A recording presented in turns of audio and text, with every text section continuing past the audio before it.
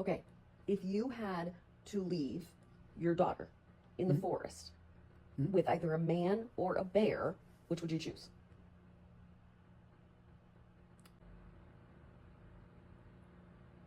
Well, I think both options kind of suck. I don't know this man. Oh, gosh. Don't know anything about the man. No, nothing about the man. Anything about the bear? Nothing about the bear. Oh, my gosh. I feel like it's an impossible choice. Which just shows you how much I don't trust other people. I don't know. The man. I was going to say, The man. define, okay, if you had to leave your daughter in the woods with a woman or a bear. Oh, woman. Oh, The fact In a that we second. live in a society where that's what women have to deal with all the time. Of the fear. You felt the fear of leaving your daughter in the woods with a man. yeah. This is how women feel walking to their cars at night. No, like the level of thinking one of my kids, trusting my kid with a bear or a strange man is a horrifying position. Like, is that not horrifying walking to your car by yourself? If there's just a man there, Oh, you see like a man out. Oh, Yes. you see like a dude? Yeah. Oh, no, that makes sense. And okay, I got it. is that shocking to you? Very shocking. Wow.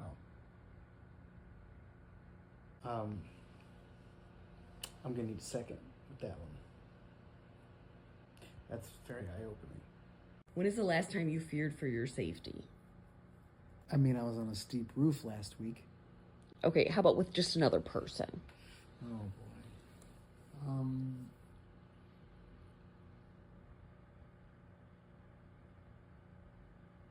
I mean, it was probably a child. Wow. Like maybe college. Okay, so do you want to hear some crazy? Huh. I mean, there's women that fear more often than this for their safety for sure.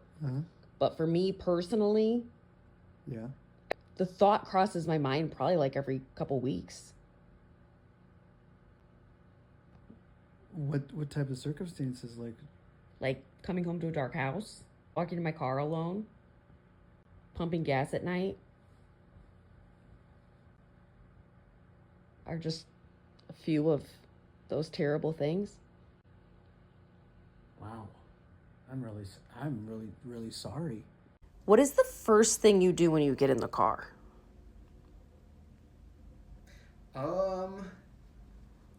Okay, it's a bit nuanced because it depends on what I'm in the mood for. It's not always the same thing.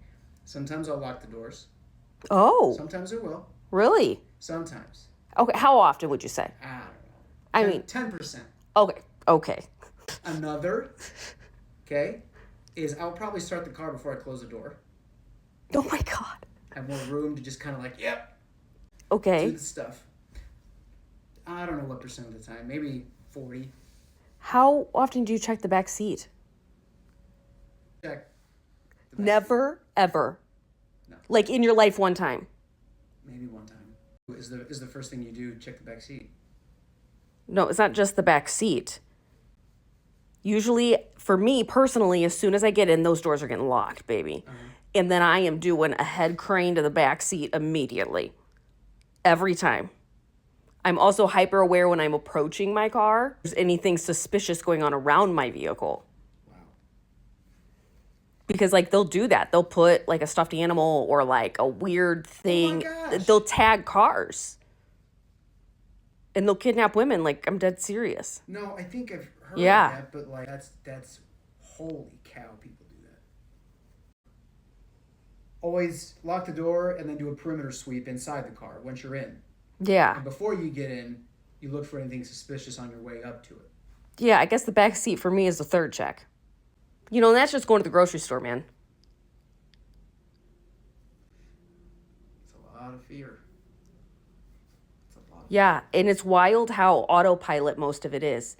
Also, how are women supposed to be in their parasympathetic nervous system if they can't even go to the grocery store without feeling like a fight or flighty? It's a viable question. If you woke up in the middle of the night because of a sound in the backyard and you look out the window, would you be more afraid to see a man or a bear? A man, because a bear's not going to be able to get in my house. Yeah. That's a good point. Yeah. Yep. This is why women don't like ground floor apartments. Yeah.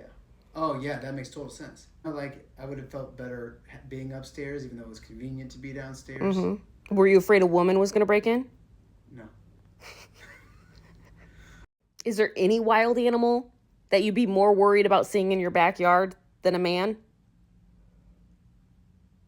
I mean, I could think of some that would be more alarming. Okay.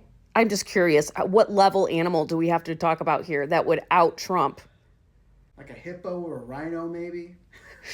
What about an octopus? Yeah, more than the hippo. Oh!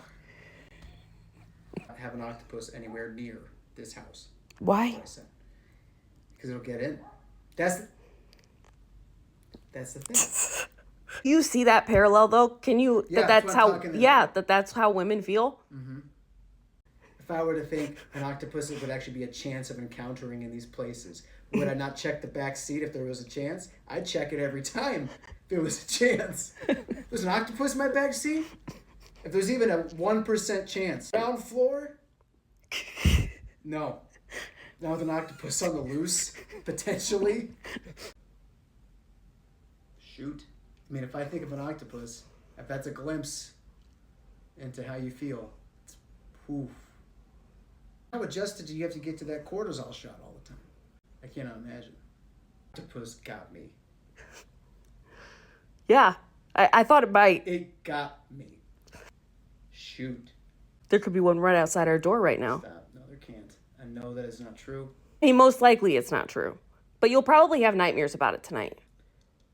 If I do, I'm going to wake you up. Oh, yeah. Well, I'm just saying, like, welcome to the woman's world, right? Oh. Like, how often would you say? Does the average woman have a nightmare about that? Oh, that we're like a victim of a crime Uh-huh.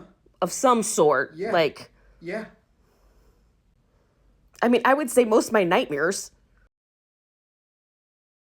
What? Remember the 50 octopus babies in Oklahoma? Oh, yeah. Maybe that's why it's on my mind more, too. Do you have an update with that? How big are they now? Oh, I don't. They're just little, but they move like an octopus. They I do. think we need to move on. If you have ever worn something and thought that it might draw too much attention from the opposite sex. No. Okay. Have you ever worn something and thought, maybe I shouldn't wear this. This might put me in danger? No. Can you imagine just the amount of thoughts that would be cleared up if women didn't have to worry about this? Mm-hmm. I can understand now why guys can think about nothing. What's the thing that you think about all the time, every day? I'm on the spot. You might have to edit this. I don't know. That's okay.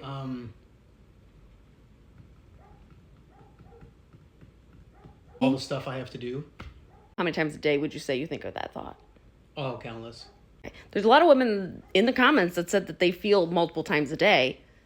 So can you imagine if you just like took those thoughts away, that you never, like literally since you were a child, never had to think about all the stuff you had to do?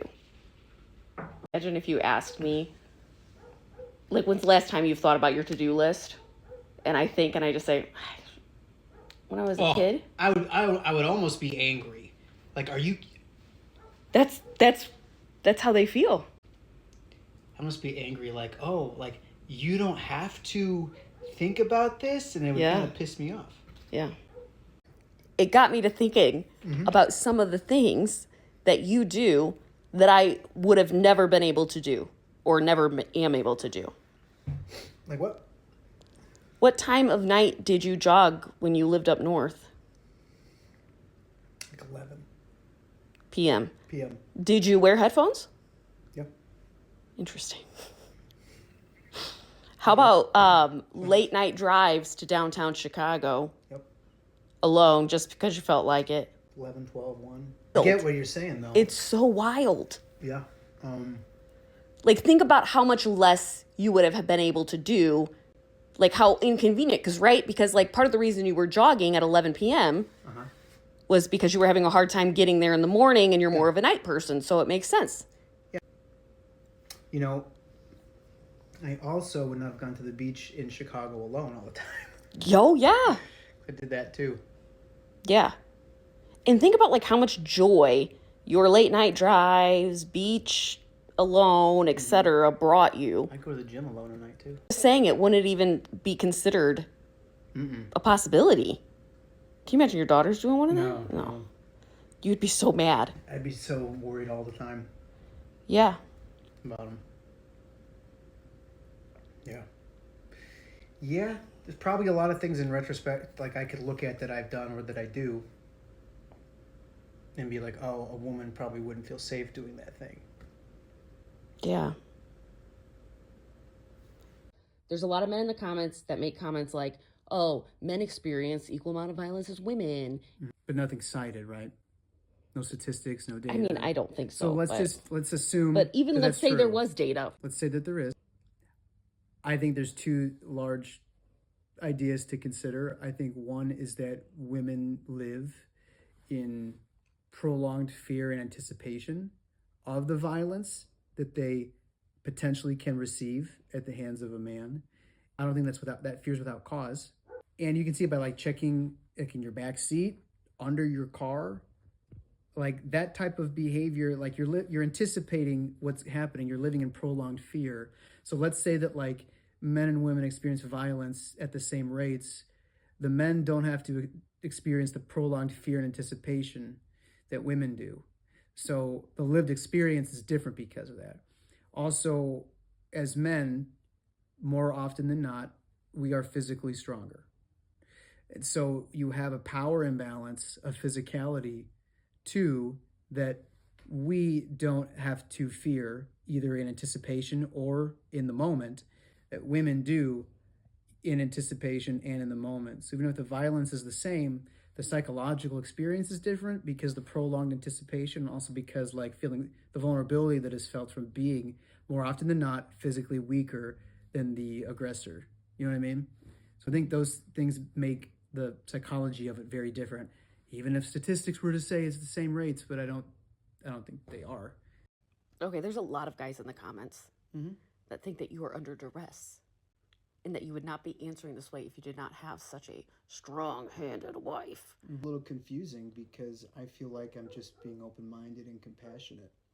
It's because I have 4 daughters, because I grew up with a twin sister, because I had a decent relationship with my mom growing up. I don't know.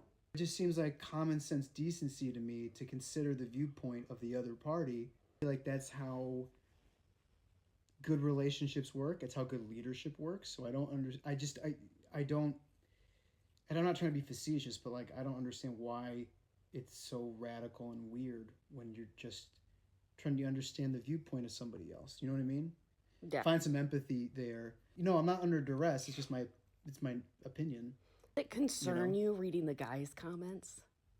Well, I'll tell you, I'm very pleasantly surprised at how many more like encouraging women comments there are than like guy trolls that come in and stuff. But the ones who say things, I'm like, what you're saying doesn't seem right. Like what you're saying is off. And I don't know why you would come into this conversation like getting really defensive or like getting really like confrontational with people in the comments when it's like it's common sense decency. Why do you think that men can like just completely disregard? We're talking about thousands of comments about abuse. What do you think's really at the bottom of it? What do you think about that for a second? Sure, on some level, the guys that are talking that way in the comments probably feel like they're being attacked somehow. Why do you think men see women as objects, essentially? They can cross the boundaries. You're really gonna get me on the spot here for that. It's pretty 100%. Or they've experienced abuse in their lives that has altered the way they view the world, the way they view women, the way they view people. But I think, by and large, it's the age at which you start to look at it when you're an adolescent and your brain still has a lot of neuroplasticity and it's still growing and making connections, and you're wiring your brain to view women as an object of pleasure or something and your brain is getting like those synapses and circuits are getting locked in that way. And those are really formative years, in particular when you're a teenager, but also if you continue to watch it as an adult and like it gets reinforced over and over in your brain, then I feel like even to a lot of it might even be subconscious to some or many guys, but I think 100% is pornography. Commented and said they'd never heard of the parasympathetic nervous system and wanted to know a little bit more about that. And a lot of people were taken aback by your comment about the cortisol shot and like living it with such high cortisol because you do feel fear for your safety a lot. Can you just like explain that in layman's terms? Well, I know that like your sympathetic nervous system is related to different parts of your brain, like your limbic system is really involved in stuff, and it's like your fight or flight response, and it's what like makes when it gets engaged, your cortisol goes up, your adrenaline goes up, and then certain other faculties that are in your parasympathetic nervous system are not accessible, but you can run faster, and you have adrenaline to use more force when you need it and stuff. But parasympathetic is like your higher order thinking. It's a bit more rational.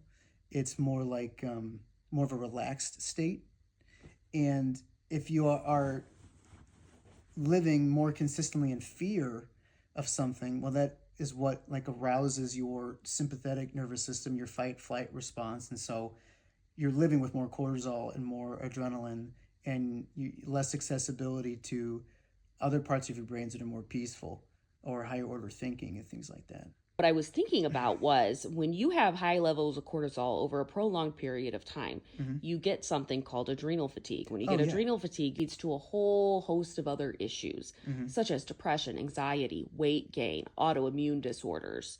80% of autoimmune disorders are women. Oh, I did not know that. I just think it's an interesting factor. 80%, causation, 80%. But you would think, like I would something's think that, happening to women. Yeah, like women, let's say they make up 50% of the population. I think it might be 51, but let's say like it varies country to country. But let's say 50%. But 80% of autoimmune or women, that's statistically significant. Whether or not one causes the other or there's a third factor that causes both or something, like it should be looked at because that's significant. Holy cow. Holy cow. Yeah. That is wild how that has to take a high toll on your body and your brain. I mean, even just your organs.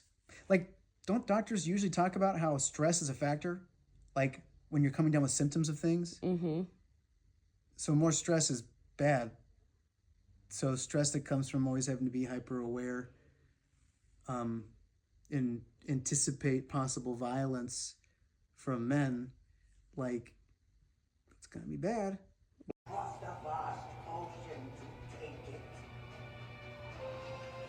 I could think of is that like a guy feels like he's being grouped in with all these violent men. So you feel like this need to like distinguish yourself, but not realizing that it comes across as invalidating. It's this feeling like, well, I need to distinguish myself with that. And I get it because I felt that before, but I think I didn't know just how invalidating that comes across, Not all men, AKA what you're saying is I'm not like that. If your response is validating, that person's already going to know you're not a part of that group. It's implied by the nature of your understanding and like thoughtful listening and responses and stuff. I feel the need to defend myself and distinguish myself from the violent subset of men because I know that my response shows people that I'm not. We don't need to feel so defensive because our validating responses do the distinguishing for us. So what would be an example of validating response to people who are sharing a lot of horrific stories in the comments? You don't give advice or add to it. I wouldn't even ask questions, like follow-up questions about what happened. That's like logistical stuff. It shows you're disconnected from your empathy if you're asking logistical questions. Use empathetic language. Like, I'm so sorry that happened to you. I can't imagine and be specific. I can't imagine how afraid and powerless that made you feel versus like how scared. Like, if you're more specific, it shows that you've put more thought into really empathizing. The only questions I could think about asking to show that I want to know more of their experience. It's not the like logistical experience I want to know more about. It's like, I want to know more about your emotional state in the present. People listen to you and believe you about it, or how are you carrying that burden now? I guess those are my thoughts. Yeah, that's beautiful. This talking's making me thirsty. Had commented and said, all these videos are about safety. Let's talk about other things like Oh, so it's a medical, yeah. Yeah, basically sexism in medicine, right? 'Cause I see your eyes already getting big. Do you want to say something? Yeah. I got so pissed. An ear, nose, throat visit for our 1-year-old. You're a nurse and you're listing off things that like you think this could potentially be. Here's what I've observed. To give as much like input and data as possible. He said that you know just enough to be dangerous. Dude didn't even feel the thing he was supposed to be feeling. Obviously didn't look at the ultrasound that was taken. Just discredits everything you're saying about it. Was infuriating. Because I said I don't think it's a bone. Yeah. I was so pissed. You got a second opinion. Oh, yeah. What did they say? Oh, obviously this is not the hyoid bone. This is potentially one of 2 types of cysts. It was obvious. That's what you said to the ear, nose, throat guy. The first guy. Yeah. He acted like I was stupid. Yeah. And then we go to a second opinion and she's like, yeah, it's this or that. Our kid needs surgery. And the first doctor was like, what are you going to do? She's 1. Yes. I don't know, dude. Like. And then when I like that's why I'm here. concern about it, like, okay, you don't think that it's like cancerous or in case, right? Mm-hmm. And his answer was, how many kids do you have? Oh, yeah. And I said 4. He goes, well, you got 1 to spare. And then I wrote a whole big letter to the hospital. The unnamed hospital. The vice president. Yep. It was hand delivered to them. Never heard back. Complained online and in the survey. Never heard back. Yeah. There's several people that comment and be like, does he realize he's a scary white man? Yeah. If you do realize that in real time, like, you know, you're walking out to whatever, do you do anything to try to... Yeah, I don't think to be fair, I probably don't recognize it every time. But if I notice that I'm walking, a woman who's by herself is walking ahead of me, let's say I'm walking into a store or like a train station or something, I don't know if this is helpful or not, I will purposefully like not walk faster to where I'm catching up with her. If anything, I'll walk at the same pace or walk slower so I'm getting farther away from her. Mm-hmm. So she doesn't feel like I'm sneaking up on her or like I mean anything, you know? Mm-hmm. One time I did that and I called you and had you on speakerphone so she could hear me talking to a woman on the phone. So it seemed like less threatening. It's always better when I'm with my kids. I don't feel comfortable offering a single woman help when I'm by myself. But if I have like my 2 little girls with me, I feel like I'm less threatening. Or if I'm with my dad, who's 85, I'll let him help instead of me. You know what I mean? That happened once, actually. I remember that too. Yeah, if people have advice on things that men could do to not pose as strong of a physical threat in public areas, I'd like to hear those suggestions because I don't want to make people feel uncomfortable. I wouldn't want anyone making my daughters feel uncomfortable or you uncomfortable. You had an experience recently too with a telehealth visit where the male physician like basically disregarded your medical opinion as a nurse, prescribed you something instead of what you had asked for. Sicker and sicker. And then I went where? To urgent care. And what'd they say? Why'd they prescribe you that? You need this. Exactly. Female doctor again, by the way. And prescribed you what you asked for the first time. Yes, exactly. With the male doctor. Psychiatry is even worse. What's crazy too is just that women are just grossly underrepresented in drug trials. Oh yeah, in clinical trials for many different reasons. It's not like I'm not just saying, oh yeah, that's so on purpose, right? But like we've just settled basically for women being grossly misrepresented in clinical trials, and we find out, you know, now that like ibuprofen, heparin, all this stuff, it's metabolized differently in women. Okay, sometimes up to 40% differently. That's a really big difference. That's a huge difference. This is not like some like conspiracy theory. And we just like settle for it. Yeah. You know, obviously who Harvey Weinstein is. Do you remember that he was in jail? Yep.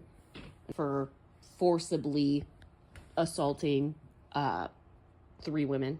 Have you seen on TikTok that his conviction was overturned? No, why was it overturned? too many women testified at his trial. They felt it was like defamation of character, and that like it wasn't all like the women that testified weren't all women that were like in the case. So there's 3 women that were like in that particular case. They had more than those 3 women testify. Which makes sense. Court in New York overturned it. Oh, this is so bad.